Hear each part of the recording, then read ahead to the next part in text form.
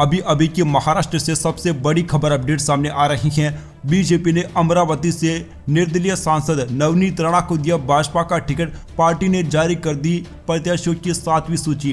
BJP ने बुधवार को 2 और लोकसभा सीटों पर उम्मीदवारों के नामों का ऐलान किया है। महाराष्ट्र से बीजेपी ने मौजूदा निर्दलीय सांसद नवनीत राणा को टिकट दिया है, जबकि कर्नाटक से गोविंद करजोल को उम्मीदवार बनाया गया है। उम्मीदवार बनाए जाने के बाद नवनीत राणा ने कहा कि वह पीएम मोदी, केंद्रीय गृह मंत्री अमित शाह और भाजपा अध्यक्ष जेपी नड्डा को धन्यवाद देती है। पार्टी ने उन पर विश्वास जताया है, उसके लिए वह आभारी हैं। नवनीत राणा अमरावती से मौजूदा सांसद हैं। 2019 में उन्होंने शिवसेना के आनंदराव अडसूल को हराकर एक स्वतंत्र उम्मीदवार के रूप में जीत हासिल की थी। अप्रैल 2022 में मुंबई पुलिस ने नवनीत राणा के खिलाफ एक और एफआईआर दर्ज की थी, जब उन्हें और उनके पति को तत्कालीन मुख्यमंत्री उद्धव ठाकरे के निजी आवास के बाहर हनुमान चालीसा का पाठ करने की धमकी के तौर पर विभिन्न समूहों के बीच दुश्मनी पैदा करने के लिए गिरफ्तार किया गया था। मुख्यमंत्री आवास पर हनुमान चालीसा का पाठ करने के बाद नवनीत राणा विवादों से घिर गई थी और उनके खिलाफ पुलिस ने कार्रवाई की थी।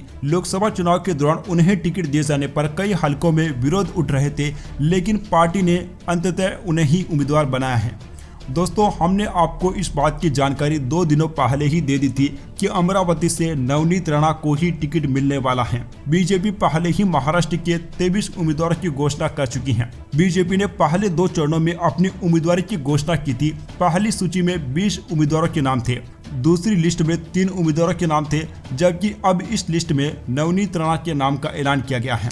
नवनीत राणा को बीजेपी ने अमरावती सीट से पार्टी का आधिकारिक उम्मीदवार घोषित कर दिया है, लेकिन उनका काफी विरोध भी हो रहा है। पिछले लोकसभा चुनाव के दौरान नवनीत राणा को एनसीपी का प्रायोजित उम्मीदवार माना जा रहा था।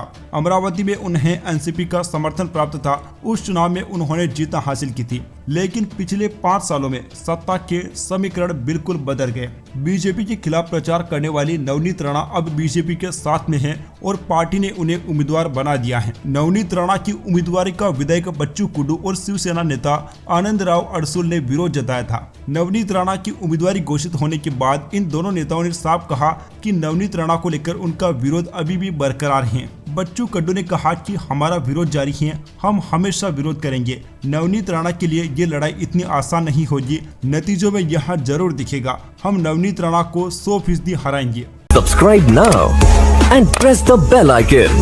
Never miss an update.